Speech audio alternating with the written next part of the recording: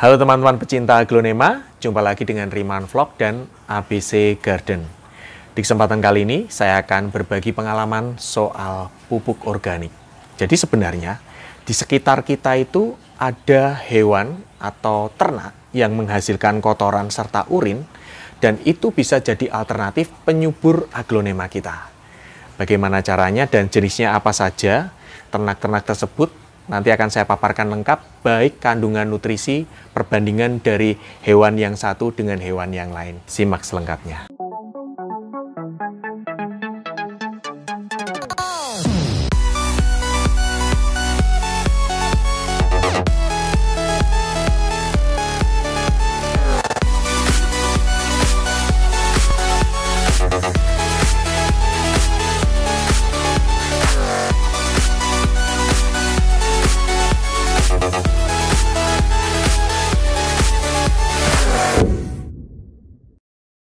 Nah, sebelum saya membahas tentang pupuk organik, saya akan membahas sedikit tentang media tanam untuk aglonema. Kan seperti yang sering saya ungkapkan, kalau media tanam aglonema itu memiliki peran 60% kesehatan aglonema dan 40% sisanya ada macam-macam ya. Ada pencahayaan, penyiraman, pemupukan, pemberian pestisida, dan lain-lain.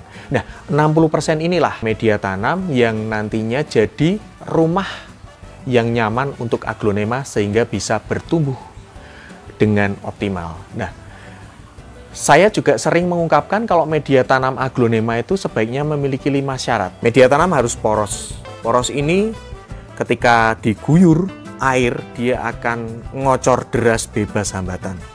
Lalu aerasi atau rongga-rongga udara. Rongga-rongga udara ini memungkinkan akar bisa leluasa keluar masuk dan istilahnya seperti lubang pernafasan ya. Yang ketiga, full nutrisi. Ada zat hara makro, ada zat hara mikro yang dibutuhkan untuk pertumbuhan aglonema. Yang keempat, minim patogen. Ada organisme pengganggu tanaman atau OPT, hama, penyakit yang ada di media tanam itu tentu akan mengganggu pertumbuhan aglonema. Dan yang kelima, pH mendekati netral. pH ini, kalau pH-nya netral, akar tanaman bisa menyerap nutrisi dengan sempurna. Bagaimana Mas mengukur pH? Itu dengan pH meter ya. pH ini kalau dengan istilah yang paling mudah itu adalah tingkat keasaman. Jadi kalau tingkat asamnya itu kalau mendekati netral dan ke arah netral itu makin bagus. Jadi kalau untuk aglonema ini kisaran 5,5 sampai 6,5, mentok-mentoknya itu 7 sampai 7,5. Nah, makanya dari kelima poin ini saya akan fokus pada full nutrisi. Nutrisi ini nanti yang tentu yang dibutuhkan ya. Makanya kalau saya mencoba mengulik tentang media tanam 7 bahan yang sering saya paparkan ke teman-teman dan saya pakai saat ini, teman-teman bisa membuat sendiri di episode 78, episode 173, dan episode 258. Inilah kenapa ketika menanam menggunakan media tanam 7 bahan dan kemungkinan kalau misalnya kita nggak punya pupuk, tanaman ini cepat tumbuh dengan bagus ya. Daunnya yang biasanya 1 bulan 1 daun misalnya itu bisa 2-3. Tapi kadang-kadang juga tergantung dari tanamannya. Tetapi kalau media tanam 7 bahan ini karena sudah komplit zat gizinya, nutrisinya, nah itu membuat aglonema bisa tumbuh lebih optimal. Nah, teman-teman, saya akan mengupas soal pupuk organik. Pupuk organik ini adalah sisa jasa organik hewan maupun tumbuhan yang sudah mengalami fermentasi, baik secara alami maupun secara buatan. Dan tentu setelah mengalami dekomposisi ini, nutrisi-nutrisi yang ada di bahan tersebut bisa dengan mudah diserap oleh tanaman. Nah, teman-teman, kalau di sekitar teman-teman itu ada padang rumput ya, rerumputan, kemudian di situ ada kerbau, ada kambing, ada sapi yang makan rumput. Lalu tak jarang ya di rumputan itu tentu ada yang buang kotoran alias feses. Kotoran kerbau, kotoran sapi, atau kotoran kambing itu harta karun.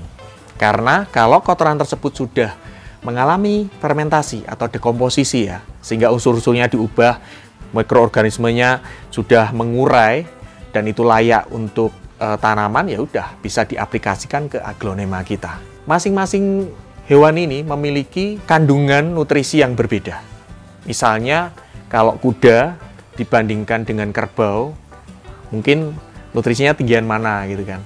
Ada juga kambing domba, hingga ke ayam. Kali ini saya akan memaparkan ya, yang dibutuhkan tanaman itu kan hara makronya itu kandungan nitrogennya, kandungan fosfor, dan kalium. Nah, kalau untuk usia anak-anakan, nitrogennya yang tinggi. Nitrogen memiliki fungsi untuk membantu pertumbuhan daunnya, tangkainya, batangnya, akarnya, dan sebagainya. Itu memang anakan butuh ya. Kemudian kalau sudah usia dewasa, itu fosfornya yang tinggi. Kenapa? Karena tanaman ini siap untuk memunculkan anakan, terutama aglonema ya. Kalau diberikan pupuk yang lebih banyak fosfornya, tentu bisa membantu pertumbuhan anakannya lebih cepat dibanding yang tidak diberikan pupuk dengan unsur tersebut. Lalu kalium itu untuk daya tahan tanaman terhadap penyakit dan memberikan beberapa fungsi yang lainnya. Nah, kali ini saya akan memaparkan kandungan nutrisi dari masing-masing feses dan urin ya dari ternak. Nah, daftar tersebut saya ambil dari buku Panduan Lengkap Memupuk Organik dan Anorganik karya Pinus Lingga dan Marsono, terbitan Penebar Swadaya. Di situ dirangkum ya, sangat lengkap, mulai dari unsur nitrogennya, fosfornya, hingga kaliumnya. Nah, saya bacakan dari peringkat terbawah. Nah, ini yang peringkat terbawah itu ada sapi. Ternyata kotoran sapi itu masuk di peringkat paling bawah ya, dibandingkan hewan ternak yang lain. Untuk kotoran padatnya itu, nitrogennya 0,40%. Lalu fosfornya 0,20%, kaliumnya 0,10%, dan kandungan airnya 85%. Sementara untuk urinnya, urin sapi, itu nitrogennya 1,00, fosfornya 0,50, lalu kaliumnya ada 1,50, dan kandungan airnya 92%. Ini sifatnya pupuk dingin. Nanti saya akan jelaskan pupuk dingin dan pupuk panas kemudian. Berikutnya ada kuda. Kotoran kuda ini nitrogennya 0,55, fosfornya 0,30, kaliumnya 0,40, dan kandungan airnya 75%. Ini untuk kotoran padat ya, feses ya. Sementara untuk yang cair, untuk kuda nitrogennya 1,40, fosfornya 0,02, kaliumnya 1,6, dan kandungan airnya itu 90. Sifatnya pupuk panas. Setelah kuda, ada kerbau dan kambing. Ini mirip-mirip ya, saya bacakan kambing dulu. Kambing itu untuk kotoran padatnya nitrogennya 0,60, fosfornya 0,30, kaliumnya 0,17, kandungan airnya 60. Kemudian untuk cair, nitrogen 1,50, fosfornya 0,13, kaliumnya 1,80, dan kandungan airnya 85. Sifatnya pupuk panas. Kemudian untuk kerbau, untuk kotoran padat, nitrogennya 0,60, fosfornya 0,30, kaliumnya 0,34, dan kandungan airnya 85. Untuk cair, nitrogen 1,0, fosfor 0,15, kaliumnya 1,50, dan kandungan airnya 92. Sifat pupuknya dingin. Berikutnya ada domba. Domba itu nitrogennya 0,75, lalu fosfornya 0,50, kaliumnya 0,45, dan kandungan airnya 60. Untuk cair, nitrogennya 1,35, fosfornya 0,05, dan kaliumnya 2,10, kandungan airnya 85%. Sifatnya pupuk panas. Kemudian peringkat berikutnya ada ayam. Ayam ini cukup tinggi ya. Untuk kotoran padatnya, nitrogennya 1,0, fosfornya 0,80, dan kaliumnya 0,40. Kandungan airnya 55. Sementara kalau urin ayam ini nitrogennya 1,0, fosfornya 0,80, dan kaliumnya 0,40, kandungan airnya 55%. Sifat pupuk dingin.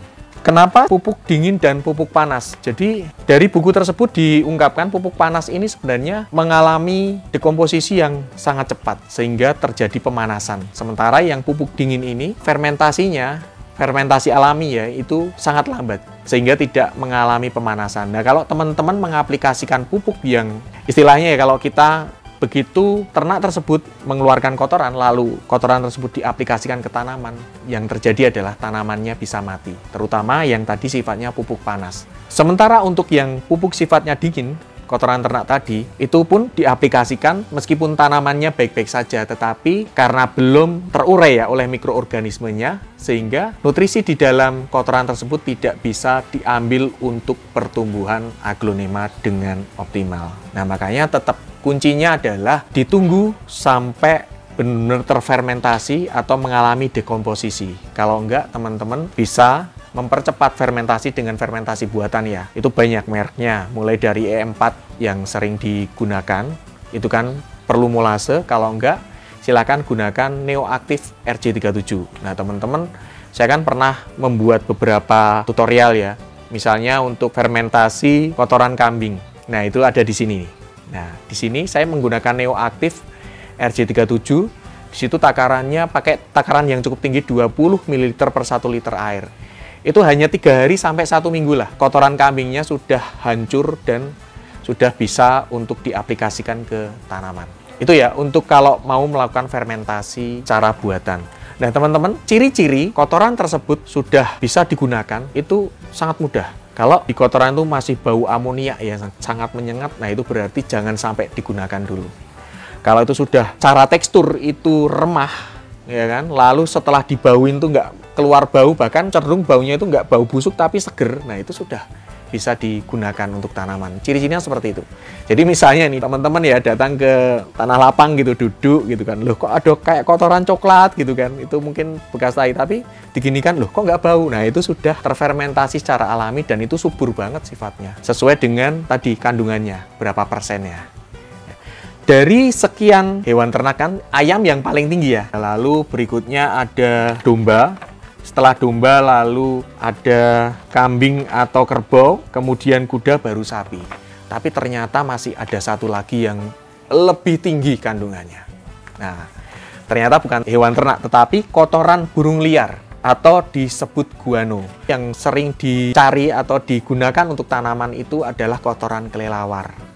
Nah, pupuk ini kaya akan unsur hara seperti nitrogen, kisarannya kalau yang tadi ayam saja cuma 1 ya, 1%, yang lain sementara 0, ini bahkan nitrogennya kisaran 8 hingga 13%, bayangkan, tinggi sekali. Fosfornya 5-12%, lalu kaliumnya itu 1,5 hingga 2,5%. Kemudian kandungan lainnya ada kalsium 7,5 hingga 11%, lalu ada magnesium itu 0,5 hingga 1% dan sulfur 2 hingga 3,5%. Jadi pupuk guano atau dari kotoran kelelawar ini sangatlah lengkap, lebih lengkap dari kotoran-kotoran ternak yang lain. Jadi teman-teman kalau mau mengaplikasikan ya seperti itu tadi, sama ya, ditunggu sampai benar-benar kotoran tersebut memang sudah tidak berbau dan memiliki tekstur yang sudah lembut. Tentu saja nanti bisa dikeringkan, kemudian nanti diayak ya.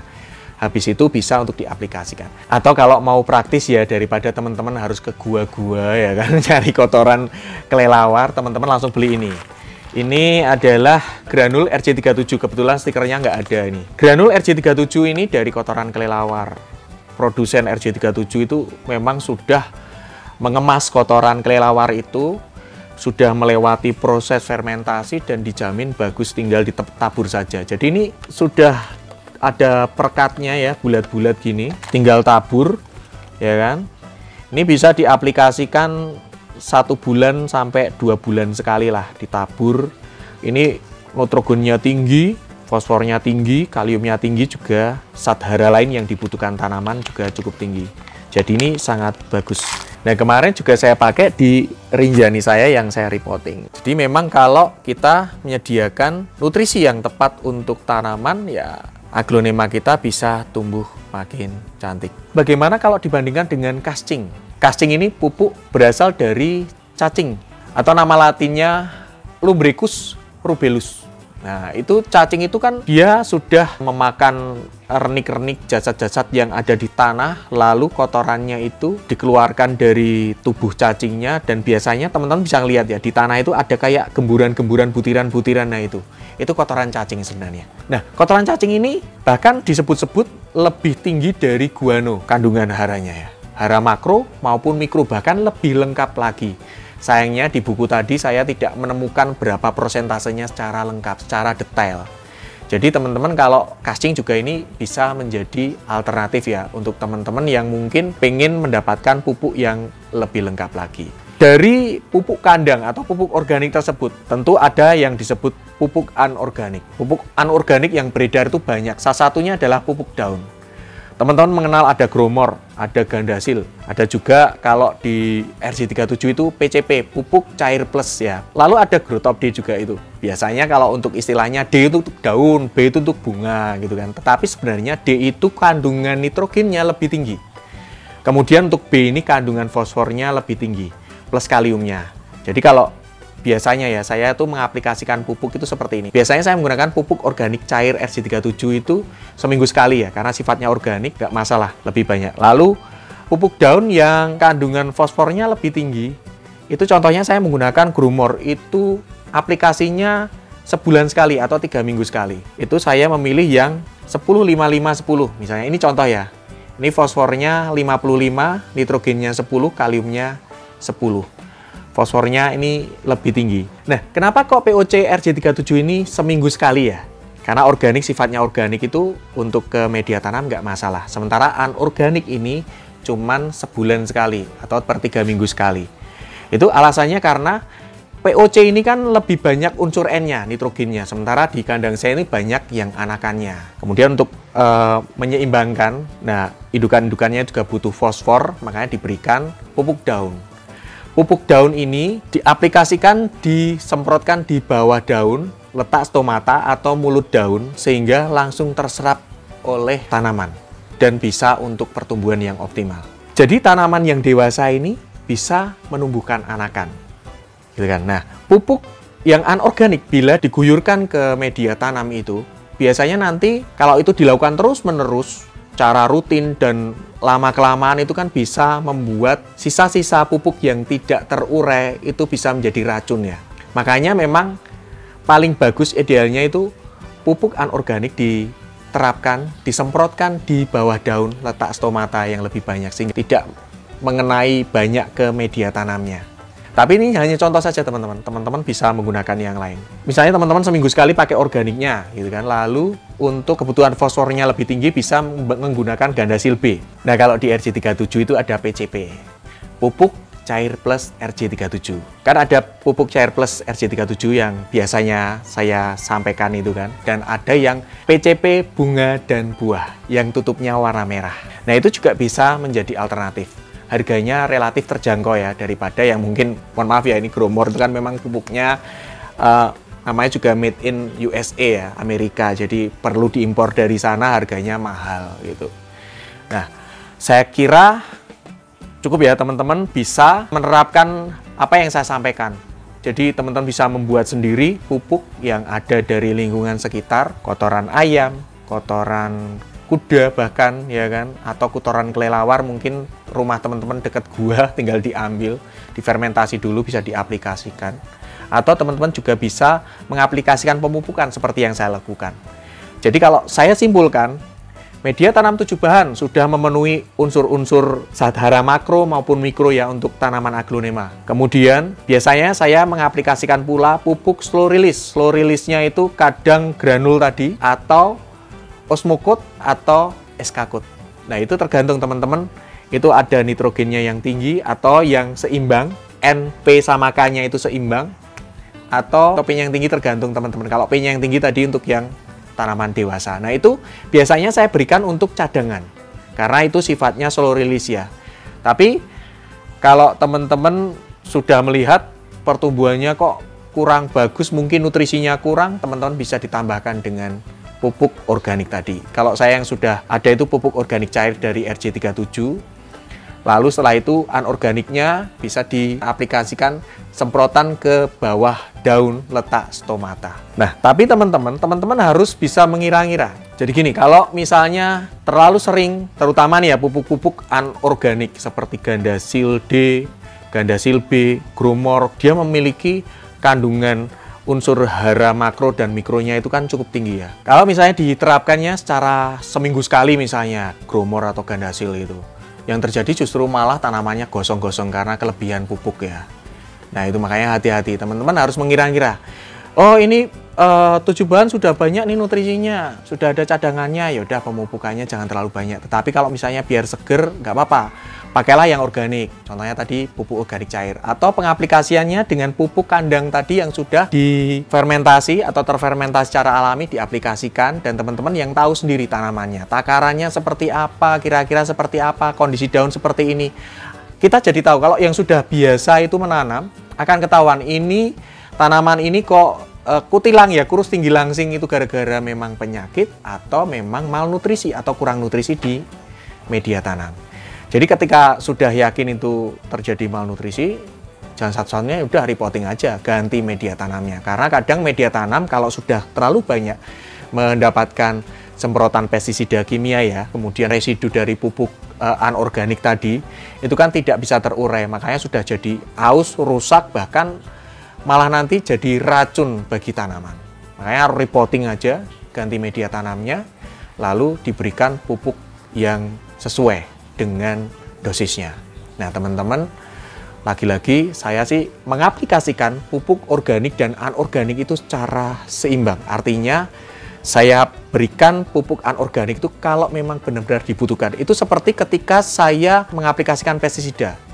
Ketika ada serangan hama misalnya, neem oil dulu ya kan. Neem oil itu kan sifatnya lama. Karena neem oil itu kan bikin mandul hama gitu kan. Jadi butuh waktu lama.